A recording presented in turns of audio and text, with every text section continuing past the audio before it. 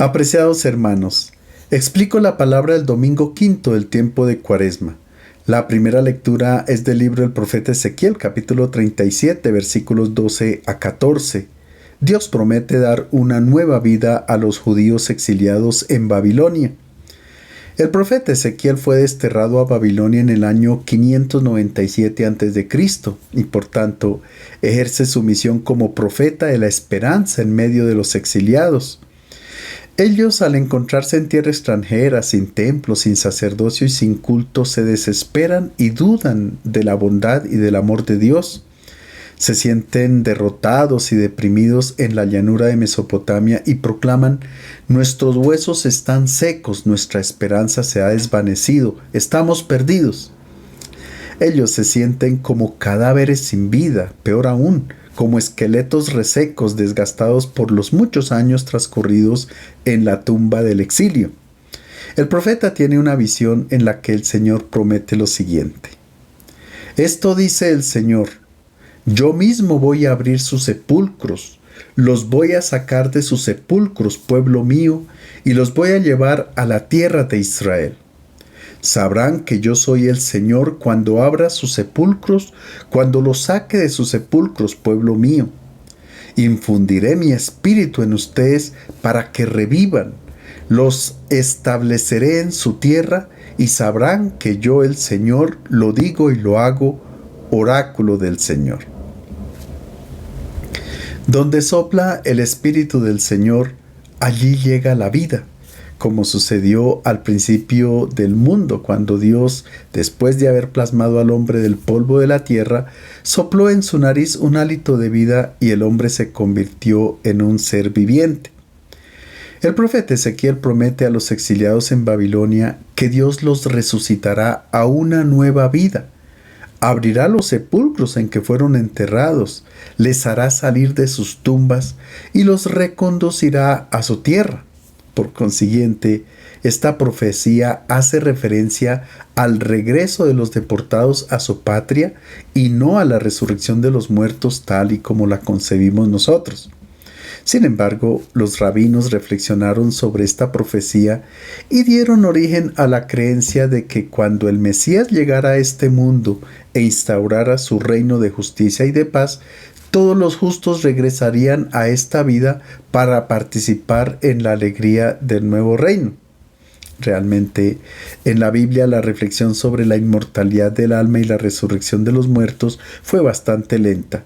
Job afirmaba que le va mejor a un árbol que a una persona, porque un árbol tiene esperanza, porque lo cortan, vuelve a brotar y no deja de echar retoños. Pero el hombre muere y queda inmóvil, se acuesta y no se levanta. Pasará el cielo y él no despertará ni se levantará de su sueño. Y el Salmo 144 dice: el hombre es semejante a un soplo, sus días son como una sombra que pasa. Es sobre todo en el siglo II a.C. cuando se pensó y se escribió sobre la resurrección. Y el día de Pascua, con la resurrección de Cristo, nosotros hemos descubierto con mayor claridad la belleza y la riqueza del sentido de nuestra vida. Este texto del libro de Ezequiel es muy actual para nosotros, sobre todo cuando una persona se siente muerta, experimenta que sus huesos están resecos a causa del pecado. Pues bien, nada es imposible para el Espíritu del Señor. Él puede recomponer y dar vida a estos huesos secos. La segunda lectura es de la carta a los Romanos, capítulo 8, versículos 8 a 11. El apóstol exhorta a los cristianos a vivir según el Espíritu de Dios. En la carta a los Romanos es donde más se evidencia el pensamiento teológico de Pablo. Él proclama que Dios tiene un proyecto de salvación y de vida plena para todos los seres humanos sin excepción, y que no obstante la presencia del pecado en el hombre, Dios ofrece por medio de Jesucristo la vida en el Espíritu que recibimos en el bautismo. Hermanos, los que están en la carne no pueden agradar a Dios, pero ustedes no están animados por la carne, sino por el Espíritu, ya que el Espíritu de Dios habita en ustedes. Y si alguno no tiene el Espíritu de Cristo, no le pertenece. Pero si Cristo está en ustedes, aunque el cuerpo muera por el pecado, el espíritu vivirá por la justicia. Y si el espíritu del que resucitó a Jesús de la muerte habita en ustedes, el que resucitó a Cristo de la muerte dará vida a sus cuerpos mortales por el espíritu suyo que habita en ustedes. Pablo presenta la antítesis carne-espíritu. En el capítulo 5 de la carta a los Gálatas, el apóstol dice que vivir según la carne significa llevar una vida al margen de Dios. El hombre de la carne es el hombre del egoísmo, de la autosuficiencia, que cultiva la envidia, el odio, la ambición, el libertinaje. En cambio, vivir según el Espíritu significa llevar una vida de acuerdo con el pensamiento de Dios, dirigida por los valores de la caridad, la alegría, la paz, la fidelidad y la templanza. Pablo recuerda a los cristianos que en el día de su bautismo ellos recibieron el Espíritu de Dios. Por tanto, son hijos de Dios, semejantes a Cristo, porque Él tenía en plenitud el Espíritu de Dios, es decir, tenía en sí la vida de Dios que no puede morir. Es por esto por lo que cuando Jesús murió, el Espíritu de Dios lo resucitó y lo introdujo en la gloria del Padre. De la misma manera sucederá con nosotros. Cuando termine nuestra vida en este mundo, no será el fin de todo, sino que el Espíritu que resucitó a Jesús y que habita en nosotros por el bautismo, nos dará la vida eterna. El Evangelio es de San Juan, capítulo 11, versículos 1 a 45, la resurrección de Lázaro. Después de que Jesús ha abierto los ojos a un ciego de nacimiento, esta persona ha comenzado a ver la luz, por tanto, ha dejado su mundo de tiniebla y ahora ve la realidad de un modo distinto, es capaz de ver con claridad el camino de la vida. Sin embargo, permanece el interrogante sobre el sentido de la vida, el destino último del ser humano. Si al hombre le espera únicamente la tumba, ni siquiera valdría la pena nacer. Si existe un Dios que nos haya creado únicamente para morir, sería un Dios muy cruel. La muerte es un tema que tratamos de evitar en nuestras conversaciones cotidianas, incluso cuando sabemos que un familiar muy cercano o un amigo debe dejar este mundo. Nos cuesta aceptar esta realidad y aunque sabemos que todos tendremos que morir, cuando la muerte nos visita, no es bienvenida, sencillamente porque nunca nos podremos acostumbrar a ella. Muchas veces ante la desesperación se pide a Dios que evite la muerte para poder seguir adelante con la vida biológica. Y cuando Él no concede esa gracia o milagro, entonces decimos que ¿para qué sirve creer si Dios no ayuda cuando realmente se está en dificultad, sobre todo en el momento de la muerte? En el Evangelio de hoy, Jesús ofrece la respuesta al interrogante de la muerte. San Juan, por medio de un relato, nos ofrece una página de teología para que nosotros asimilemos el sentido profundo de la vida. Si leyéramos el relato al pie de la letra, nos encontraríamos con serios interrogantes. A partir del título que le damos al acontecimiento, ¿se trata de resurrección o de reanimación de Lázaro? Si pensamos que Lázaro vuelve a esta vida material, entonces sería únicamente reanimación, porque más adelante él volvió a morir. Y si hablamos únicamente de reanimación, nos preguntamos si los presentes no aprovecharían para pedirle a Jesús que reanimara los cadáveres de las personas más allegadas y que no hacía mucho tiempo que habían muerto. Por otra parte, resulta un poco extraño que semejante prodigio no se mencione en los otros evangelios. Y surgen otros interrogantes que los vamos planteando en la medida en que vayamos explicando el texto. El relato de la resurrección de Lázaro es bastante extenso. Sin embargo, la parte dedicada al milagro propiamente dicho es brevísima, solo tiene 2 versículos. Todo lo demás son una serie de diálogos que tienen como objetivo conducir al lector al nivel más profundo del texto, allí donde se puede captar el verdadero significado del signo realizado por Jesús. Como trasfondo de este relato estaría un prodigio realizado por el Maestro, la curación de una persona enferma que se retenía que en práctica ya estaba muerta. Este signo habría suscitado una gran impresión en la comunidad. Esto podría explicar que más adelante los principales sacerdotes quieran dar muerte también a Lázaro, porque debido a su reanimación muchos judíos se habían vuelto seguidores de Jesús. Pues bien, con este acontecimiento de fondo, el evangelista ha tratado el tema central del mensaje cristiano. Jesús, el resucitado, es el Señor de la vida. Pero antes de explicar el texto, es importante tener en cuenta que cuando se escribe el Evangelio de Juan, ya han pasado más de 50 años de la resurrección de Jesús. El día de Pascua, el primer día de la semana, María Magdalena, Pedro y el discípulo que Jesús amaba encuentran la tumba vacía. Y el relato concluye diciendo que según la Escritura Jesús debía resucitar de entre los muertos. Ahora bien, la resurrección de Jesús no se entiende como si Él hubiese recobrado la vida biológica y hubiese vuelto a este mundo. Esta interpretación sería terrible, porque Jesús tendría que haber muerto de nuevo y ahí sí que nadie hablaría de resurrección. La resurrección de Jesús consiste en que Él ha entrado en el mundo de Dios, donde ningún tipo de muerte tiene acceso. Volver de nuevo a este mundo es reanimar. Ir hacia el más allá, entrar en el mundo de Dios, es resucitar. Expliquemos mejor este concepto. De acuerdo con la concepción de la época, existían tres mundos totalmente separados entre sí. El mundo presente en el que vivimos, nos movemos y existimos. Existe un segundo mundo que es el de los muertos, llamado Sheol en hebreo y Hades en griego. Los antiguos ubicaban este mundo debajo de la tierra. Y existe un tercer mundo que es el mundo de Dios.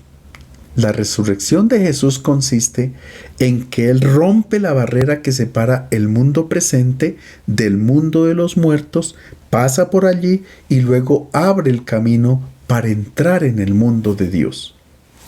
Es en el mundo de Dios donde nos revestimos del cuerpo nuevo, espiritual, incorruptible, como lo llama San Pablo. Allí nadie nos puede quitar este vestido, porque no se puede volver a este mundo.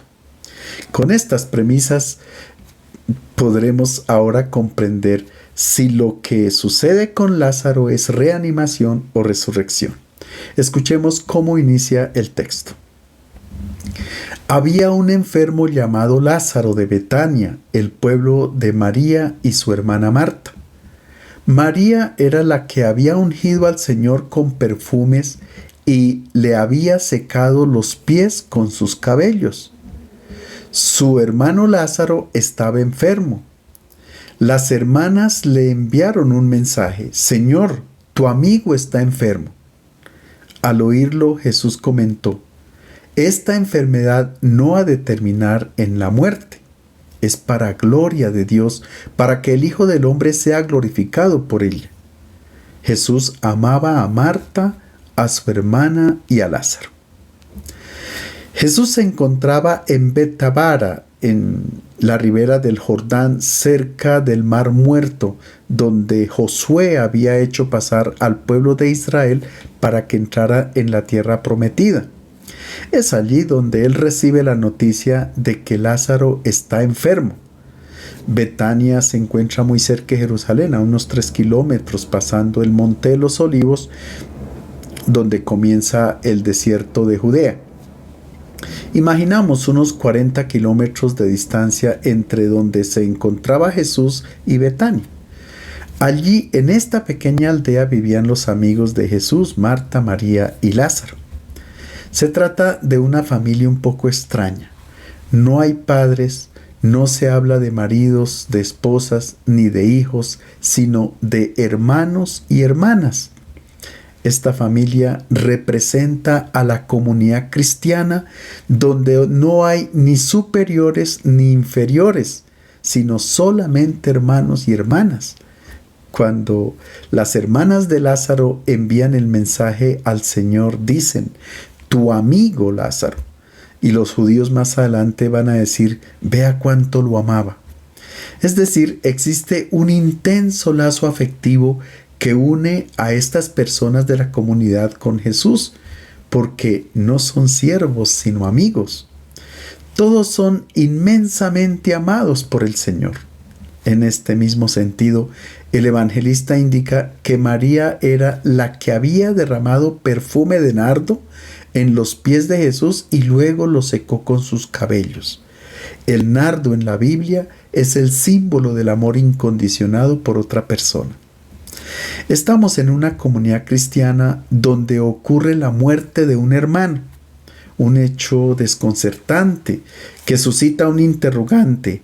Si Jesús era amigo de Lázaro, ¿por qué no impide la muerte? Algo parecido sucede a nosotros. Siempre quisiéramos retener a la persona amada y suplicamos a Jesús que intervenga para impedir la muerte. En otras palabras, la pregunta es, cuando un hermano de la comunidad muere, ¿Jesús puede hacer algo? En nuestro texto, el maestro dice, esta enfermedad no ha de terminar en la muerte, es para gloria de Dios. Y la gloria de Dios no es otra cosa que la manifestación de su infinito amor por el ser humano. Dios en su infinito amor dispuso para nosotros de una creación hermosa, para que vivamos en este mundo muy bien, pero también ha reservado algo mucho mejor que no nos alcanzamos a imaginar para el más allá. En otras palabras, es pasando por medio de la muerte biológica que se puede comprender cuánto Dios ama al ser humano. Escuchemos cómo continúa el relato. Sin embargo, cuando oyó que Lázaro estaba enfermo, prolongó su estadía 2 días en el lugar. Después dice a los discípulos, vamos a volver a Judea. Le dicen los discípulos, Maestro, hace poco intentaban apedrearte los judíos. ¿Y quieres volver allá? Jesús les contestó, ¿no tiene el día 12 horas? Quien camina de día no tropieza, porque ve la luz de este mundo. Quien camina de noche tropieza, porque no tiene luz. Dicho esto, añadió, nuestro amigo Lázaro está dormido, voy a despertarlo. Contestaron los discípulos, Señor, si está dormido se sanará. Pero Jesús se refería a su muerte, mientras que ellos creyeron que se refería al sueño. Entonces Jesús les dijo abiertamente, Lázaro ha muerto. Y me alegro por ustedes de no haber estado allí, para que crean. Vayamos a verlo. Tomás, que significa mellizo, dijo a los demás discípulos, vamos también nosotros a morir con él. Al igual que Marta y María, tampoco nosotros comprendemos por qué cuando le anuncian a Jesús que Lázaro está muy enfermo, en vez de ir a curarlo inmediatamente, se queda 2 días más donde estaba. Como signo de afecto al amigo, hubiéramos esperado de él una intervención inmediata. Parece que lo quiera dejar morir a propósito. Es más, poco después hace una declaración desconcertante. Lázaro ha muerto y me alegro de no haber estado allí. ¿Cómo puede alegrarse de no haber impedido la muerte del amigo? En realidad, Jesús no tiene la intención de impedir la muerte biológica. No quiere intervenir en el curso natural de la vida. El hombre por naturaleza es un ser mortal. Él no ha venido para convertir en eterna esta forma de vida, sino para introducirnos en aquella vida que no tiene fin.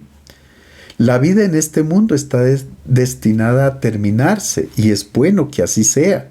Sería terrible vivir eternamente en este mundo, prolongando una interminable vejez. A veces nosotros, movidos por el sufrimiento, el dolor, la enfermedad, las desgracias o la desesperación ante una situación difícil, reducimos nuestra relación con Dios a urgentes requerimientos, a pedir intervenciones prodigiosas que terminan a veces en una crisis de fe cuando vemos que como que Él no está donde nosotros quisiéramos que esté, como pasó con Marta y María.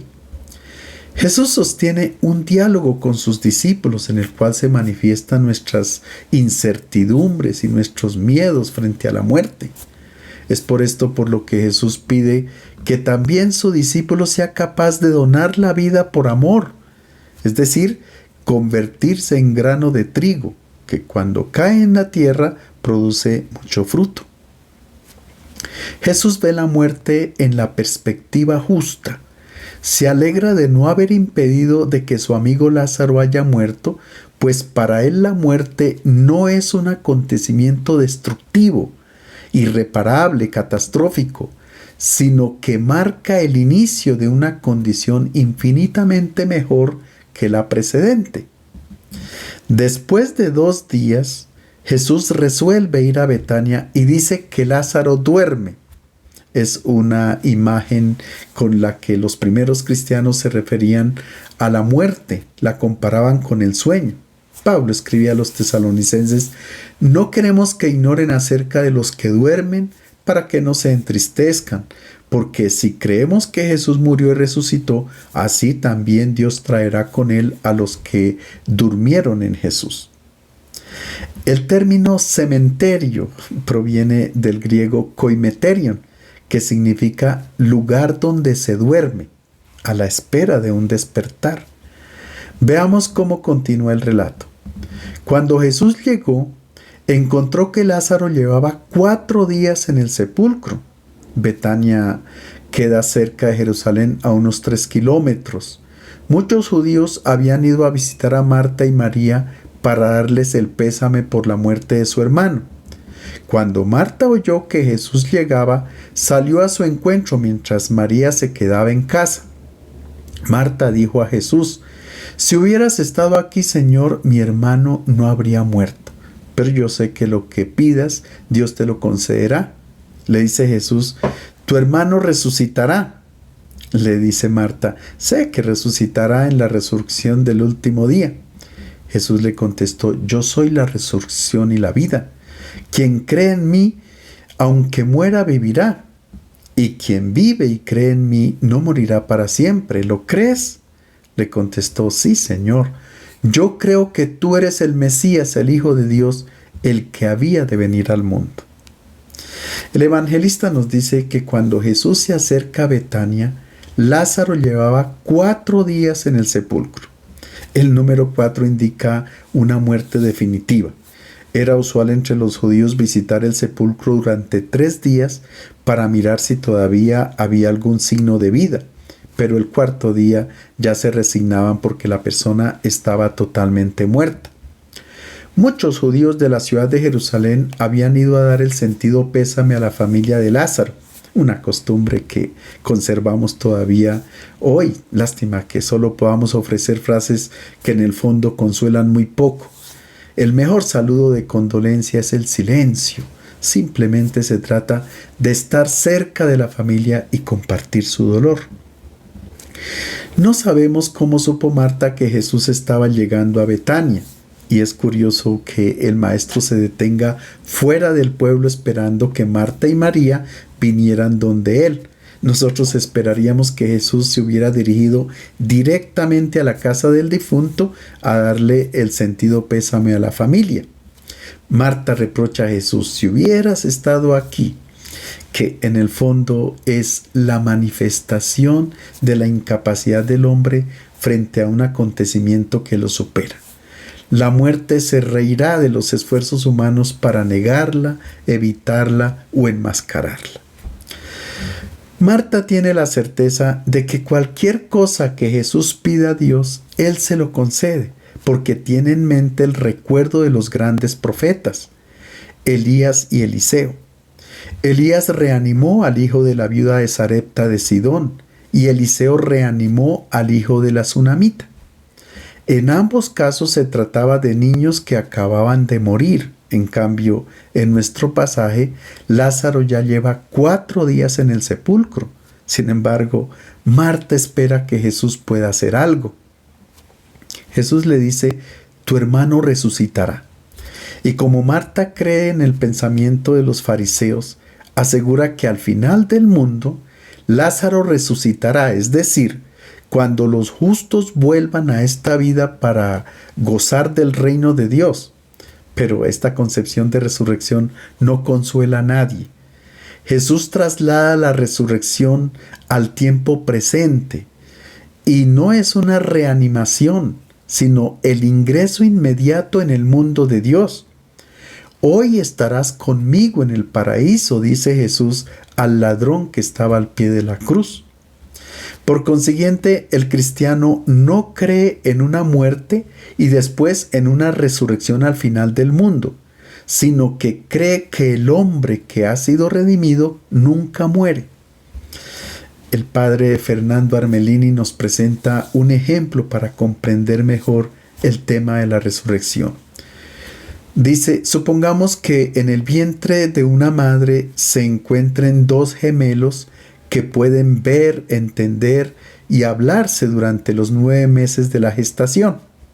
Ellos conocen solamente su pequeño mundo y no se imaginan cómo es la vida afuera. Pasados 9 meses, los gemelos nacen por turno.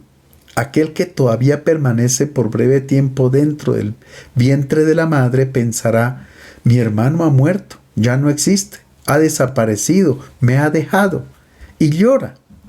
Pero el hermano no ha muerto, solamente ha dejado una vida estrecha, breve, limitada, y ha entrado en otra forma de vida.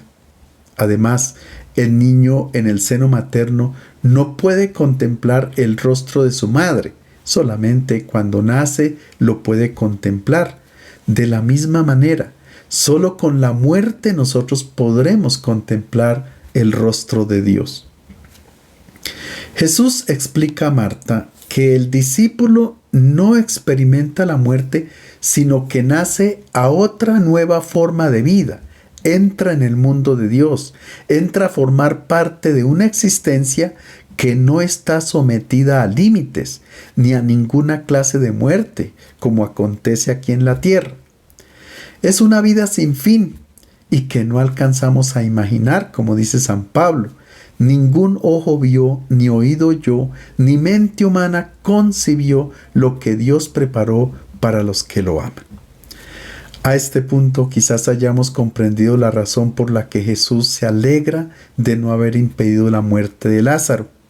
Él ve la muerte desde la óptica de Dios, como el momento más importante y gozoso del hombre. En consecuencia, Jesús no vino a resucitar cadáveres, sino a donar a los vivientes una vida que no muere. Marta responde a Jesús con una profesión de fe: sí, Señor, yo creo que tú eres el Mesías, el Hijo de Dios, el que tenía que venir al mundo. Jesús condujo a Marta para que comprendiera el sentido de la muerte de su hermano. Y con esta nueva luz, su dolor se transforma en gozo. Mientras todos están llorando, Marta ya no lo hace. Ella sale corriendo a llamar a María, que aún se encuentra en casa, para que tenga esta misma experiencia. Escuchemos. Dicho esto, Marta se fue, llamó en privado a su hermana María y le dijo: el maestro está aquí y te llama. Al oírlo, se levantó rápidamente y se dirigió hacia él. Jesús no había llegado aún al pueblo, sino que estaba en el lugar donde lo encontró Marta.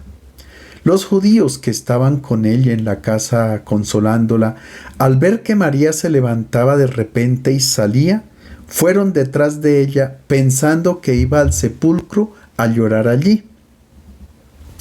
Cuando María llegó a donde estaba Jesús, al verlo, cayó a sus pies y le dijo: si hubieras estado aquí, Señor, mi hermano no habría muerto. Jesús, al ver llorar a María y también a los judíos que la acompañaban, se estremeció por dentro y dijo muy conmovido: ¿dónde lo han puesto? Le dicen: ven, Señor, y lo verás. Jesús lloró. Los judíos comentaban cuánto lo amaba, pero algunos decían: el que abrió los ojos al ciego no pudo impedir que éste muriera. Una vez que Jesús le ha hecho cambiar a Marta la concepción sobre la muerte, ella corre a casa y dice a María: el maestro está aquí y te llama. Ho didáskalos parestin kaifoneise. Es una bella frase que la recuerdo muy bien porque estaba en el sagrario de una de las capillas del seminario donde recibí la formación. Jesús permanece fuera de la aldea. Ya habíamos notado que él no entra en casa de esta familia y tampoco se dirigió a la tumba de Lázaro.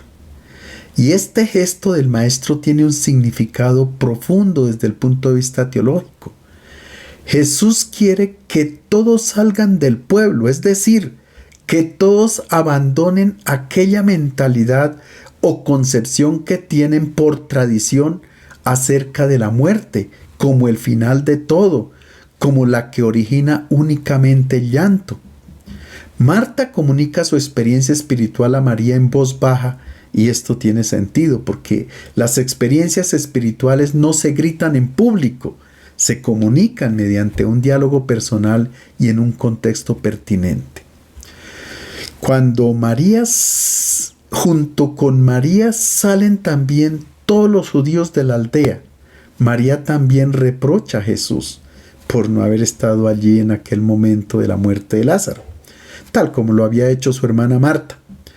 Y cuando Jesús ve a los judíos y a María llorando, se estremeció por dentro y preguntó muy conmovido: ¿dónde lo han puesto? Una pregunta que nos hace reflexionar. ¿Dónde ubicamos a nuestros difuntos? ¿En el cementerio, como si la tumba fuera el destino final? ¿Los ubicamos reencarnados en una persona o incluso en un animal? ¿O los ubicamos en el más allá, en el mundo de Dios? El evangelista dice que Jesús lloró. No se entiende este comportamiento del maestro porque si él ya sabe que va a reanimar a Lázaro, entonces ¿por qué llora? Esta es una clave anticipada para pensar más bien que se trata de resurrección. Es que el cristiano, así esté seguro de que la muerte es un nuevo nacimiento, no es insensible ante el desprendimiento físico de un ser querido. Sabe que no está muerto, que es feliz y que vive con Dios, pero está triste porque por un tiempo permanecerá separado de Él. Sin embargo, el evangelista hace una distinción entre el llanto desesperado de las hermanas de Lázaro y de los judíos y el llanto de Jesús. Para quienes están llorando en la casa se utiliza el verbo griego klaiein, que indica el llanto acompañado de gestos de desesperación, porque se piensa que con la muerte todo termina. Por el contrario, para el llanto de Jesús se utiliza el verbo dakrio, que significa que las lágrimas comenzaron a fluir de sus ojos. Solamente este llanto sereno y digno es propio del cristiano. Es que no se puede evitar que las lágrimas caigan cuando se pierde a una persona querida. Ahora los judíos hacen una crítica. Si Jesús amaba tanto a Lázaro, ¿por qué no ha impedido que muriera? Ellos continúan pensando en prolongar la vida biológica. Así no es. Jesús no vino a prolongar la vejez, sino a indicarnos que Dios nos ha dado una vida que nunca será tocada por la muerte biológica. Escuchemos ahora qué hace Jesús delante de la tumba de Lázaro. Jesús se estremece de nuevo. Se dirigió al sepulcro. Era una gruta con una piedra adelante. Jesús dice: retiren la piedra. Le dice Marta, la hermana del difunto: Señor, huele mal. Ya lleva 4 días muerto. Le contesta Jesús: ¿no te dije que si crees verás la gloria de Dios? Retiraron la piedra. Jesús alzó la vista al cielo y dijo: Te doy gracias, Padre, porque me has escuchado. Yo sé que siempre me escuchas, pero lo he dicho por la gente que me rodea, para que crean que tú me enviaste. Dicho esto, gritó con fuerte voz: Lázaro, sal afuera. Salió el muerto con los pies y las manos sujetos con vendas y el rostro envuelto en un sudario. Jesús les dijo: Desátenlo, libérenlo para que pueda caminar. Muchos judíos que habían ido a visitar a María y vieron lo que hizo, creyeron en él. Jesús da la orden de retirar la piedra. Se trata de la piedra que separa el mundo de los muertos del mundo de los vivos. Esta piedra divisoria ya no tiene que existir, porque para Jesús solamente existen personas vivientes. Sin embargo, Marta todavía duda y Jesús reitera que si ella cree será capaz de ver la gloria de Dios y el destino del ser humano. Para quien cree en el resucitado, todas las barreras han sido abatidas, todas las piedras han sido retiradas en el día de Pascua. La oración que Jesús dirige al Padre no es la petición de un milagro, sino de una luz para la gente que le rodea. Pide que todos puedan comprender el significado profundo del signo que está a punto de realizar y que lleguen a creer en Él, que es el Señor de la vida. Una vez que quitan la piedra, Jesús grita: Lázaro, sal afuera. Así se cumple lo que había dicho antes en el capítulo 5 de Juan. Les aseguro que se acerca la hora, ya ha llegado, en que los muertos oirán la voz del Hijo de Dios, y los que la oigan vivirán. Todos aquellos que están en los sepulcros oirán su voz y saldrán. El relato dice que Lázaro tenía los pies y las manos sujetados con vendas y el rostro envuelto en un sudario. Es decir, él tiene todos los signos que caracterizan a un muerto. Y notemos que el evangelista no dice que Lázaro salió, sino el muerto salió. Si tomamos el relato al pie de la letra, entonces el muerto, como estaba totalmente amarrado, tendría que haber salido volando, porque no podía caminar. Pero el mensaje es teológico. Es con el muerto con quien Jesús muestra su poder vivificador, no restituyéndolo a este mundo terreno, porque esta sería una victoria efímera, no definitiva sobre la muerte, sino llevándolo consigo a la gloria de Dios. Y ahora Jesús ordena: desátenlo, libérenlo, déjenlo ir. Esperaríamos que el evangelista nos contara los sentimientos de alegría y de gozo por parte de Lázaro, su gratitud hacia Jesús, que le diera un abrazo y que abrace a todos los presentes, y luego hubiera habido una fiesta. Pero nada de esto. Jesús dice: desaten al muerto, liberen al muerto y déjenlo ir. Es la invitación que se dirige a los hermanos de la comunidad que lloran por la pérdida de una persona querida. Dejen que el muerto viva feliz en su nueva condición. Es doloroso que un ser querido nos deje, pero es egoísmo quererlo retener. Sería como impedir que un niño nazca.